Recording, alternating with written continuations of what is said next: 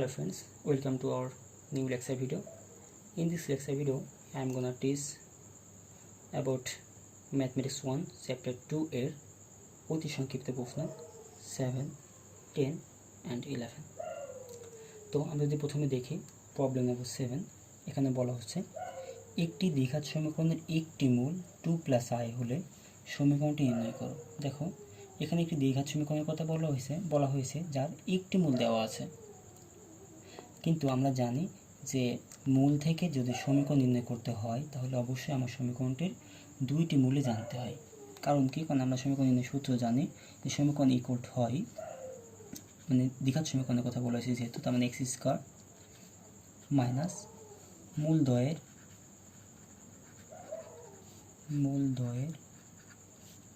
যোগফল into x plus মূলদ্বয়ের গুণফল equal to 0। এটা হচ্ছে আমার দ্বিঘাত সমীকরণের সূত্র যে x² মাইনাস মূলদ্বয়ের যোগফল ইন্টু x প্লাস মূলদ্বয়ের গুণফল। তার মানে একটি মূল জানলে আমার কিন্তু সমীকরণ নির্ণয় করা সম্ভব না, আমাকে কী করতে হবে? দুইটা মূলে জানতে হবে। তো এখানে জাস্ট আমাকে বলে দিয়েছে একটি মূল, তো অপর মূলটি নির্ণয় করার কোনো প্রসেস কিন্তু আমাকে বলে দেয়নি। তো অপর মূলটি নির্ণয় করতে হলে আমাকে এই বেসিক জিনিস জানতে হবে, সেটা হলো এখানে 2 + i, আর আমরা জানি কোনো সংখ্যার সঙ্গে i যোগ বিয়োগ গুণ ভাগ যে আগেই থাকুক না কেন সংখ্যাটি হয় অবাস্তব সংখ্যা। আর আমরা জানি যে অবাস্তব সংখ্যা সর্বদা যুগল আকারে থাকে। আসলে যুগল আকারে থাকে এর অর্থ কী? যুগল আকারে থেকে অর্থ হলো যদি আমরা কোনো একটি সমীকরণ পাই যার সমীকরণের দুইটা যদি মান থাকে, তো এক্সের একটি মান যদি i হয় তাহলে অপর মান অবশ্যই -i হবে। একটি মান যদি হয় 5i তাহলে অপর মানটি মাস্ট বি -5i হবে। একটি মান যদি হয় 2 + 5i তাহলে অপর মানটি মাস্ট বি 2 - 5i হবে। মোট কথা হচ্ছে আমার আয়ের আগে মাইনাস চিহ্ন বসবে, যেখানে আয় আছে তার আগে মাইনাস চিহ্ন বসবে। এখানে 2 + 5i আছে, এই জন্য 2 - 5i হলো। যদি 2 - 5i দেওয়া থাকতো তাহলে তো 2 + 5i। তার মানে আয়ের আগে জাস্ট আমাকে চিহ্নটা পরিবর্তন করতে হবে। চিহ্ন পরিবর্তন হবে শুধুমাত্র আয়ের আগে, অন্য কোনো সংখ্যার আগে কিন্তু চিহ্ন পরিবর্তন হবে না। তাহলে যেহেতু আমার এখানে একটি মূল্য দেওয়া আছে 2 + i, তাহলে আমি এখান থেকে বুঝতে পারছি যে ধরে নিলাম একটি মূল হচ্ছে আলফা, সে আলফাটা হচ্ছে 2 + i। তাহলে অপর মূল যদি আমরা ধরি বিটা, তাহলে মাস্ট বি অপর মূলটা হবে কত? 2 - i। কী করলাম? আয়ের আগে প্লাস ছিল, জাস্ট মাইনাস করে দিলাম। এখন কিন্তু ইজিলি আমরা সমীকরণটা গঠন করে ফেলতে পারি। তাহলে সমীকরণটি কী হবে? যে অতএব সমীকরণটি, যেহেতু আমরা মূলদ্বয় জানি তাহলে অবশ্যই সমীকরণ নির্ণয় করতে পারবো। সমীকরণটি কী হবে? x² মাইনাস মূলদ্বয়ের যোগফল, এখানে মূল একটি হচ্ছে 2 + i প্লাস আরেকটি হচ্ছে 2 - i ইন্টু এক্স প্লাস মূলদ্বয়ের গুণফল, এখানে মূলদ্বয় হচ্ছে 2 + i ইন্টু 2 - i, এদের গুণফল করে দিলাম, ইকুয়াল টু হবে 0। তাহলে বা x² মাইনাস এখান থেকে i কেটে যাচ্ছে, তাহলে 2 + 2 4, তাহলে -4 ইন্টু এক্স -4x প্লাস এখানে যদি আমি গুণ করি তাহলে এখানে আমি দেখতে পাচ্ছি a + b into a - b, এমন ধরতে পারি, আবার গুণও করতে পারি, ইচ্ছা তোমরা একটা গুণ করতে পারো, অথবা a + b into a - b সূত্র করতে পারো। তো a + b into a - b সূত্র কি? a² minus b² equal to 0। তার মানে এখানে আমার একটু অবাস্তব সংখ্যা আছে, সেটা হচ্ছে i², এর মান আমাকে বসাতে হবে। তাহলে অবশ্যই আমাকে i² এর মানটা জানতে হবে। তো আমরা জানি, আমরা পরবর্তী অধ্যায়ে গিয়ে জানবো যে i ইকুয়াল টু হচ্ছে √1। তাহলে অতএব i² ইকুয়াল টু হবে শুধুমাত্র -1, জাস্ট এখানে বড় করে দিলাম। তাহলে i² ইকুয়াল টু -1 হয়, তাহলে -i² ইকুয়াল টু 1 হবে, মাস্ট বি। তাহলে x² minus 4x plus 4 -i² মানে +1 ইকুয়াল টু 0। তাহলে অতএব আমার সমীকরণটা হবে x² minus 4x plus 5 equal to 0। আশা করি তোমরা বুঝতে পেরেছ। এবার আমরা আমাদের দ্বিতীয় প্রবলেমটিতে চলে যাব। এখানে বলা হচ্ছে যে একটি দ্বিঘাত সমীকরণের একটি মূল -5 -√2 হলে সমীকরণটি নির্ণয় করো। দেখো সেম প্রবলেম, কিন্তু এখন তোমাদের প্রশ্ন হতে পারে এখানে একটি মূল দেওয়া আছে, ওখানে তো আমার একটি মূল দেওয়া ছিল যেখানে বাস্তব সংখ্যা ছিল, এই জন্য আমরা অবাস্তব সংখ্যা ছিল, এই জন্য আমরা কী করেছিলাম? আয়ের আগে জাস্ট মাইনাস বসিয়ে দিয়েছিলাম, কিন্তু এখানে তো অবাস্তব সংখ্যা নেই। তাহলে আমরা কী করব?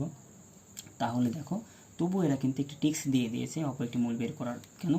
আমরা জানি যদি একটি সমীকরণ দেওয়া থাকে ax² plus bx plus c equal to 0, তার এক্সের মান হয় 2টা, সেটা কি, সেটা হচ্ছে minus B, sorry X equal to হয় মাইনাস বি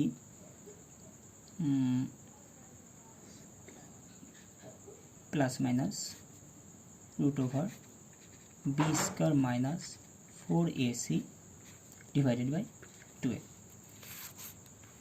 যদি আমি ভুল না করে থাকি তাহলে X equal to minus B plus minus root over B square minus 4ac divided by 2a। Sorry এখানে আমার একটু মিস্টেক হয়েছে, সেটা হবে এমন minus B plus minus root over B square minus 4ac divided by 2a।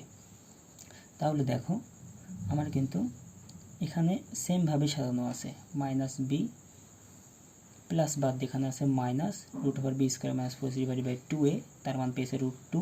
তাহলে অবশ্যই যদি প্লাস চিহ্ন দিই এখানে, তাহলে কি পাবো, মাইনাস বি মানে মাইনাস 5 প্লাস √2, মানে এইটুকুর মান ওরা বের করেছে, বের করে ওদের হয়েছে √2, যেখানে মাইনাস চিহ্ন ব্যবহার করেছে মাঝখানে। তাহলে যদি প্লাস চিহ্নটি ব্যবহার করে তাহলে কি পাবে, এগেন √2ই পাবে, এইটুকুর মান তো চেঞ্জ হওয়া পসিবল না, এখানে √2ই পাবে, জাস্ট এখানকার চিহ্নটা চেঞ্জ হচ্ছে। একবার ছিল মাইনাস বসিয়েছে তাই মাইনাস √2 পেয়েছে, যদি প্লাস বসায় তাহলে কত পাবে, প্লাস √2 বসাবে। তার মানে অবভিয়াসলি আমি এখান থেকে দেখে বুঝতে পারছি যে একটি মূল আলফা ইকুয়াল টু যদি -5 মাইনাস √2 হয়, সরি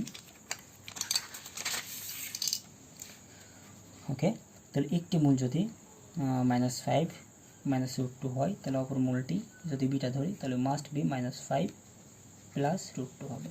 তাহলে এখন আমাকে সমীকরণটি গঠন করতে হবে। তো সমীকরণ ইকুয়ালটা আমরা জানি, যে সমীকরণ যদি গঠন করে ফেলি, সমীকরণ ইকুয়ালটা আমরা জানি এক্স স্কোয়ার মাইনাস মূলদ্বয়ের যোগফল, মানে মূলদ্বয় এখানে কত, -5 মাইনাস √2 প্লাস এইটা, তার মানে -5 প্লাস √2 ইন্টু এক্স প্লাস মূলদ্বয়ের গুণফল, তার মানে -5 minus √2 into -5 plus √2 equal two হবে 0। তাহলে দেখো এখানে কি হচ্ছে, এক্স স্কোয়ার মাইনাস, সরি এখানে আমি একটু ভুল করে ফেলেছি, যে -5 মাইনাস √2 -5, আমি এখানে রুট দিয়ে ফেলেছি, রুট নেই আসলে এখানে, -5 প্লাস √2 আছে, তাহলে -5 প্লাস √2 হবে, তাহলে -5 হচ্ছে -10 আর √2 প্লাস √2 কেটে গেল, -√2 প্লাস √2 কেটে গেল, 5 আর 5 হচ্ছে -10 আর এখানে আছে মাইনাস, তাহলে -10 টেনশন যদি মাইনাস গুণ করে দিতে +10 হয়ে যায়, ইন্টু এক্স ছিল।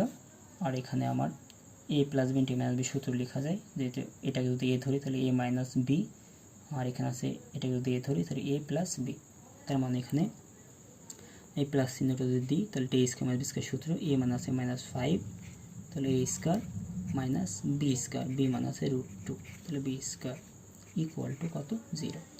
তাহলে বা X square plus 10x plus 5কে স্কোয়ার করলে হবে 25 মাইনাস √2কে স্কোয়ার করলে হবে, এই যেহেতু মাইনাস আছে মাইনাসকে স্কোয়ার করলে তো প্লাসই হয়ে যাবে, তাই +25 হলো, এখানে মাইনাস √2কে স্কোয়ার করলে হবে 2 ইকুয়াল টু 0। তাহলে অতএব সমীকরণটি পাচ্ছি x square plus 10x plus 23 equal to 0। নিশ্চয়ই তোমরা বুঝতে পেরেছ যে যখন আমার একটি মূল দেওয়া থাকবে তখন আমরা অপর মূলটি কীভাবে নির্ণয় করে নিতে পারি। অবাস্তব সংখ্যা হলে জাস্ট মাইনাস, আর যদি ধনাত্মক আর যদি বাস্তব সংখ্যাও হয় তাহলে অবশ্যই তারা কোনো একটা টিক্স দিয়ে দিবে যেন তুমি অপর মূলটাও নির্ণয় করে নিতে পারো। তো আশা করি তোমরা অঙ্কটি বুঝতে পেরেছ। তো আমরা এবার পরের প্রবলেমটিতে চলে যাই। পরের প্রবলেমটিতে একটি সমীকরণ দেওয়া আছে p(x² + x + 2 = 0। আমাকে বলা হয়েছে সমীকরণের মূল যদি সমান হয় তাহলে p এর মান কত। দেখো বলা হয়েছে এই যে একটা সমীকরণ, এই সমীকরণের মূলদ্বয় সমান, তাহলে এই অঙ্কটা আমি দুইভাবে করতে পারি। আমি তোমাদেরকে দুইভাবে করে দেখাবো। প্রথমভাবে কী করতে পারি, আমরা জানি কি সমীকরণ দুইটা মূল থাকে, সেটা হচ্ছে আলফা আর বিটা, কিন্তু যেহেতু বলে দিয়েছে এখানে যে মূলদ্বয় সমান, তার মানে আলফা ইকুয়াল টু কী হবে, বিটা হবে নিশ্চয়ই। তাহলে এখন আমরা জানি মূলদ্বয়ের যোগফল আলফা প্লাস বিটা, তো আমি যেহেতু আলফা আর বিটা সেম, তার মানে আমি কি লিখতে পারি alpha plus alpha equal to, আমরা জানি মূলদ্বয়ের যোগফল মানে আলফা প্লাস বিটা, কিন্তু বিটা আলফা কিন্তু সেম, এই জন্য আমি দুইবারে আলফা প্লাস আলফা লিখলাম, ইকুয়াল টু মাইনাস বি ভাগ এ, বি মানে এখানে এক্সের সহগ, এক্সের সহগ আছে কত 1, ডিভাইডেড এ, এ মানে আমরা জানি এক্স স্কোয়ার সহগ, তাহলে 1/p। তাহলে বা এ যোগ করলে হচ্ছে 2 আলফা, আলফাটা যোগ করলে 2 আলফা ইকুয়াল টু মাইনাস 1 ভাগ পি, বা আলফা ইকুয়াল টু পাচ্ছি এখান থেকে মাইনাস 1 ভাগ 2p। এখন আমি যদি গুণ করি, মূলধন গুণফল ইকুয়ালটা আমরা জানি আলফা ইন্টু বিটা, বা এখানে আলফা ইন্টু আলফা যদি করি আমরা এটা জানি সি ভাগ এ, সি মানে এখানে 2, এ মানে এখানে পি, তার মানে 2 ভাগ পি, বা আলফা স্কোয়ার ইকুয়াল টু 2 ভাগ পি। তাহলে এখন দেখো আমরা কিন্তু এখান থেকে যখন যোগফল নির্ণয় করেছিলাম তখন কিন্তু এখান থেকে আমরা আলফার মানটা পেয়ে গেছি। তাহলে অতএব আলফা মানটা এখানে বসাই মাইনাস 1 ভাগ 2p স্কোয়ার হয় ইকুয়াল টু 2 ভাগ পি। তাহলে বা মাইনাস কে স্কোয়ার করলে প্লাস হয়ে যাবে, আর এখানে 1 ভাগ 4p স্কোয়ার ইকুয়াল টু 2 ভাগ পি। তাহলে আমাকে যেহেতু পি এর মান নির্ণয় করতে হবে, তাহলে আমি কী করতে পারি, পিকে এক সাইডে নিতে পারি। তাহলে এখান থেকে কী করা যায়, বা 1 ভাগ 4, এই 2 এখানে গুণাকার আছে, উপরে আছে, এদিকে আসলে নিচে চলে আসবে, 4 গুণ 2 হয়ে যাবে ইকুয়াল টু পি স্কোয়ার নিচে আছে, কোথায় চলে যাবে, এই উপরে চলে যাবে বজ্র গুণনের মতো, P square divided by P.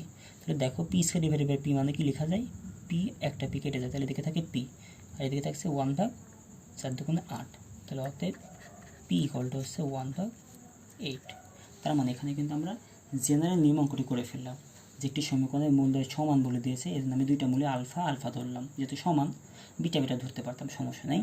তো আলফা আলফা ধরলাম, ধরে জাস্ট আমাকে পি এর মান নির্ণয় করতে বলছে। তো আমরা জানি যে মূলধর যোগফল হয় alpha plus alpha equal to minus B ভাগ এ, আর মূলধর গুণফল হয় সি ভাগ এ। তো এখানে বি মানে যা আছে 1 আছে, আর এ মানে পি আছে, আর সি মান আছে 2। তো সেই মান থেকে কিন্তু আমরা ঠিক পি এর মান বের করে ফেলতে পারলাম। তো আমরা কিন্তু আরেকটি শর্ত থেকে পি এর মান বের করতে পারি, সেটা কি, সেটা আমি প্রথমেই তোমাদেরকে শিখেছিলাম যে একটি সমীকরণের মূলধর সমান হয় কখন, একটি সমীকরণের মূলধর সমান হওয়ার একটি মাত্র শর্ত, সেটা হচ্ছে নিশ্চায়ক। আর নিশ্চায়কটা সমান কি হয়,